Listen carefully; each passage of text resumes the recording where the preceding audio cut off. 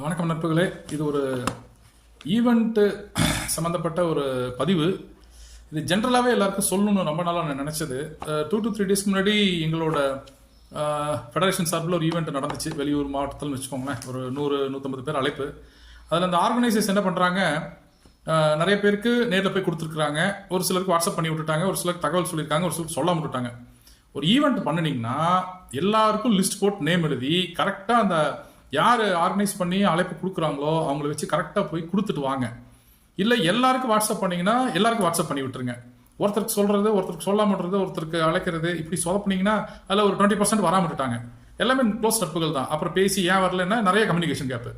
So நான் சொல்கிற ஒரே சின்ன பதிவு என்னன்னா, அதில் ஈவெண்ட்டோ விழாவோ எது நடத்துனீங்கனாலும் சரி நட்புகளை தயவு செய்து லிஸ்ட் போட்டு 100 பேர் எழுதுனீங்கன்னா 100 பேரையும் நேரில் போய் கூட்டிட்டு வாங்க. இல்லை 100 பேருக்கு வாட்ஸ்அப்பில் அனுப்பிட்டு சொல்லிடுங்க. இதில் பாதி அதில் பாதி பண்ணி கடைசியில் ஒரு சில உறவுகளும் நட்புகளும் ஒரு சிலதுக்கு வராம விட்டுருவாங்க. அப்புறம் வார்த்தைப்பட்டு பிரயோஜனம் இல்லை. கரெக்டாக ஆர்கனைஸ் பண்ணுங்க. இது எங்களுக்கு சரி பண்ணுறதுக்கு ஒரு 2-3 நாள் ஆயிடுச்சு. அந்த நட்புகள் எல்லாம் பேசி ஏன்னா நான் அந்த கம்பெனி மெம்பரு. ஸோ அதனால் அப்புறம் 1000 காரணம் சொல்லி ஸோ அவங்களெல்லாம் சமாதானப்படுத்த வேண்டியதாக போச்சு. அதனால் கரெக்டாக ஆர்கனைஸ் பண்ணுங்க. எல்லாருக்கும் கரெக்டாக அழைப்புதலை கொடுங்க. நன்றி, வணக்கம் நட்புகளே.